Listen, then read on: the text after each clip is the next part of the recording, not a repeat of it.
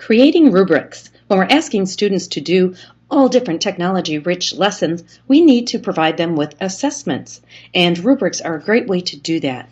My always first stop to look for a rubric is Rubistar. Rubistar has been around a long time, and they're powered4teachers.org, and they have probably the largest collection of rubrics online.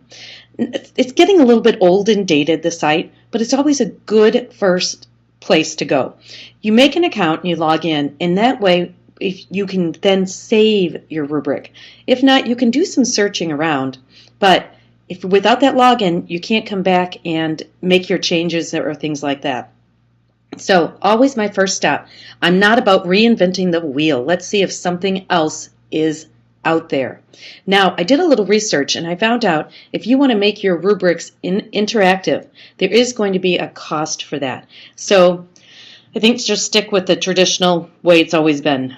But nice, some people have done, of course, just like any other collection. Some are better than others, but this is the project description, and then each rubric has its own ID, and that way your IDs are linked to your user login, which is really nice. But the whole concept is people would make the rubrics, and then other people can go ahead and use them. That's the concept. So it's good, even if you choose to make your own, this is a nice way to maybe look for some language or other ways to think about assessing that.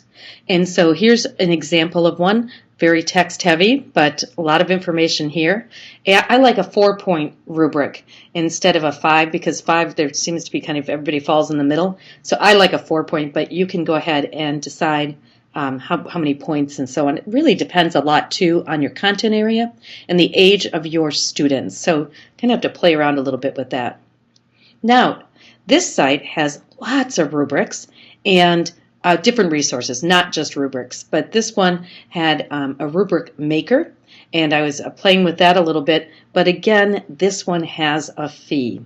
The Ultimate Rubric Maker package is $29.99 a year. So there's, free, there's fee.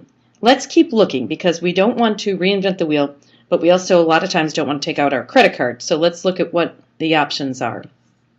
Teacher Planet has a lot of links out to people that have posted their rubrics online, and they're broken up by subject and level in some cases. So this is another good place to find. I found this just by doing a quick Google search, and Teacher Planet always has good resources for teachers.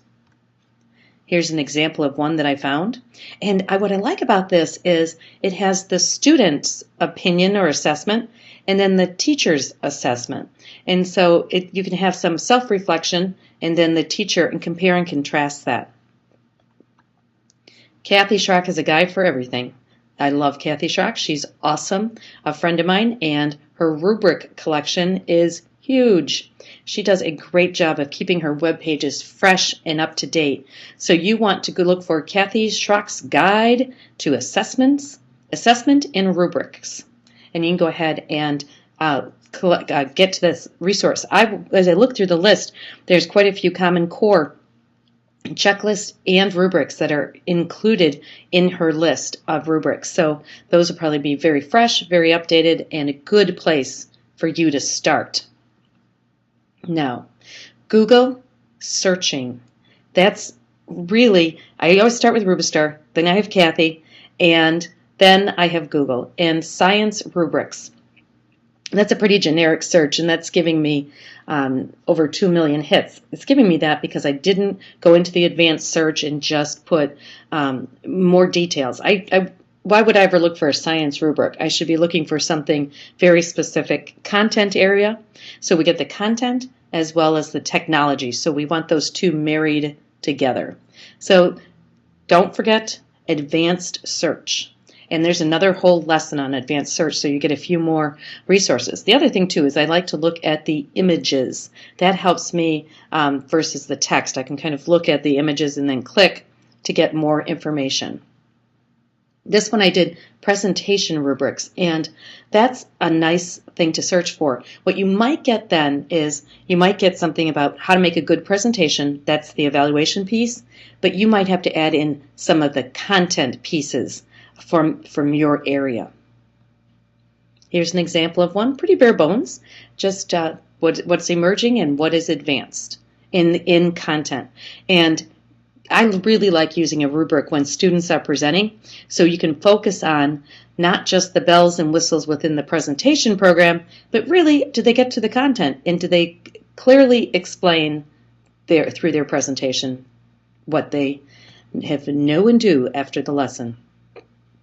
Well, we just scratched the surface. We will be getting into another lesson where student-created rubrics, and we'll actually go in and build one in Google Drive. And so there's lots of ways we can do that, including Google Forms and spreadsheets. So, creating rubrics, look for samples before you start from scratch. Thanks.